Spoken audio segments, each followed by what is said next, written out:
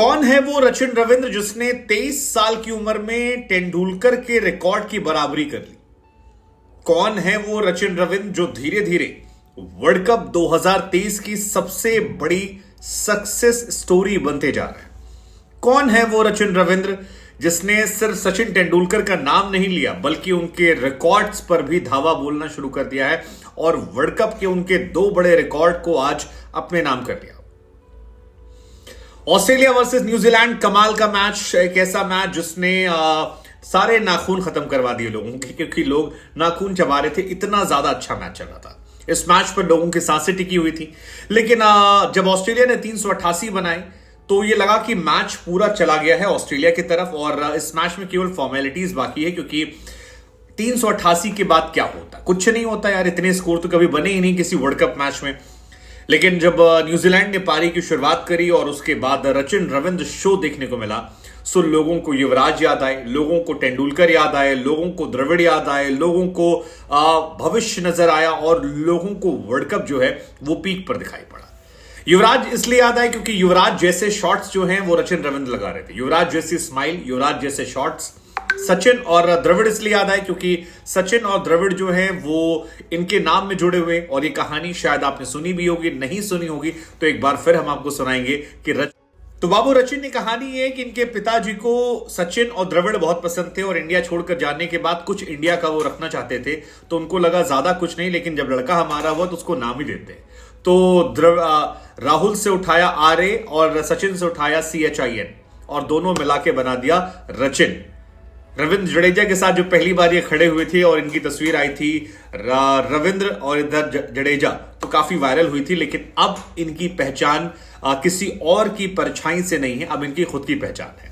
इस मैच में इन्होंने रिकॉर्ड जो बनाया वो ऐतिहासिक है, क्योंकि मास्टर ब्लास्टर सचिन तेंदुलकर दुनिया के इकलौते प्लेयर हैं जिन्होंने 23 साल की उम्र में वर्ल्ड कप में 2 शतक ठोका था, और दूसरा खिलाड़ी वर्ल्ड क्रिकेट में सिर्फ सचिन रविंद्र।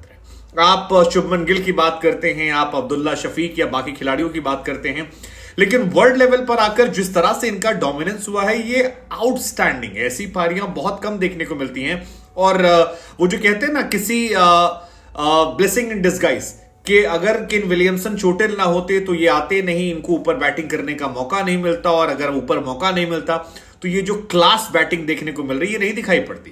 पहला मैच था, केन विलियमसन बाहर थे, इनको ऊपर प्रमोट कर दिया गया, 96 गेंद पर 123 रन ठोक दिए और बताया कि कितना दमखम ये रखते हैं, और जबरदस्त वहीं से दिखाई पड़ गया था। हालांकि उससे पहले भी जो आपके ट्रायल मैचेस हुए थे, ट्रायल मैचेस में सचिन रविंद्र ने दिखा दिया था कि पूत के पांव पालने में कैसे नजर आ रहे हैं, और वहां पर भी जब पाकिस्तान ने गेंदबाजों की उन्होंने पिटाई की थी तो ये क्लियर हो गया था कि इस बंदे में बहुत दमखम है। लेकिन इंग्लैंड के सामने फर्स्ट मैच में शतक, वर्ल्ड कप डेब्यू में शतक, वो अपने आप में एक रिकॉर्ड। उसके बाद आज ऑस्ट्रेलिया के सामने जबरदस्त बल्लेबाजी, और इसी बल्लेबाजी के साथ इन्होंने एक रिकॉर्ड अपने नाम और कर दिया कि तेंदुलकर के बाद ये इकलौते खिलाड़ी हैं जिन्होंने 23 साल की उम्र में 400 प्लस रन वर्ल्ड कप में बनाए।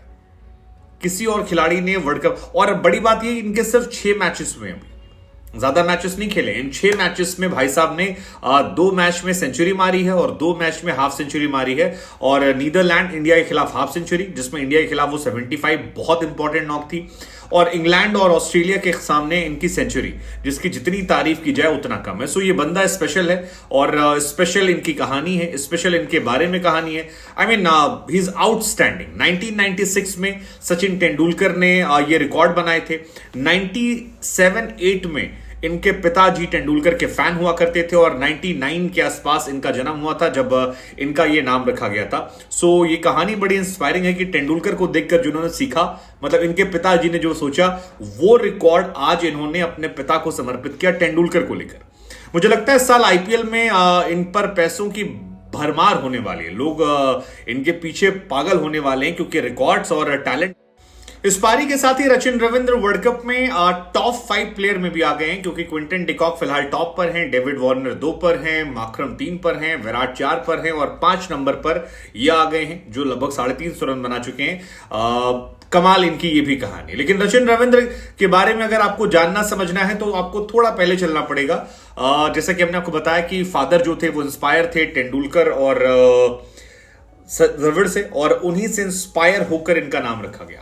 अंडर 19 में इन्होंने काफी परफॉर्मेंस दी है। एक जमाने में इन्होंने तमाम खिलाड़ियों के साथ खेला है, शुभमन गिल के साथ ही खेल चुके हैं। इनकी फैमिली जो है वो बैंगलोर में रहा करती थी, कर्नाटक के बैंगलोर में। और पिता जो हैं रविंद्र कृष्णमूर्ति जी, वो 90s में बैंगलोर से न्यूजीलैंड शिफ्ट हुए थे, सॉफ्टवेयर सिस्टम आर्किटेक्ट वहां पर हैं। और जब वहां पर गए तो क्रिकेट जो था वो इनके अंदर से नहीं गया। फादर भी एक जमाने में क्रिकेटर बनना चाहते थे, लेकिन क्रिकेटर नहीं बन पाए। तो जब 1999 में इनका जन्म हुआ तो अपने क्रिकेट के सपने को यहां पर इन्होंने अपने बेटे पे डाल दिया। जैसा कि हमने आपको बताया कि 96 में ही तेंदुलकर ने 400 प्लस वाला रिकॉर्ड बनाया था, द्रविड़ उस टाइम छाए हुए थे। सो वहीं से इन्होंने नाम उठाया और अपने बेटे को लेकर ये नाम जो है ये लगा दिया।